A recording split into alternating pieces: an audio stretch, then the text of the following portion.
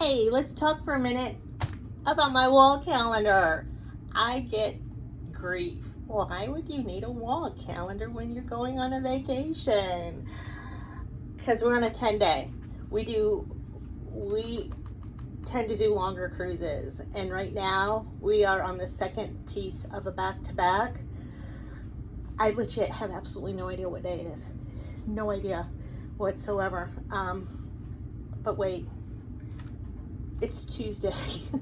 We're in Nassau today. It's Tuesday. You put me on a ship on, when did we leave? We left on Monday. You put me on a ship on Monday. By Saturday, I have no idea what day it is. And I can't remember where we're going. Like I said, we're on a back-to-back. So I know we went to Cozumel, Grand Cayman, Bimini, and Nassau. But I can't remember which day we were doing it. So this tells me, oh, this was my birthday. I know when my birthday is, but that was for my husband because he doesn't know. But also it helps him too. He can't remember, but it tells us this is where we're going.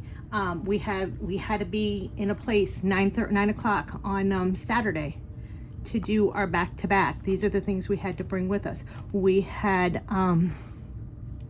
something going on. Oh, there was an event at 10 o'clock. I'm not going to remember. We don't remember which days we're going to what thing. This particular cruise, we didn't have a lot of things to put on the calendar. They don't have a lot of specialty dining on this ship, so we didn't have those reservations to put on here. For some reason though, Carnival Paradise, my magnetic wall calendar didn't stick. So I had to use these, which I hold my hold my pen so I can do stuff.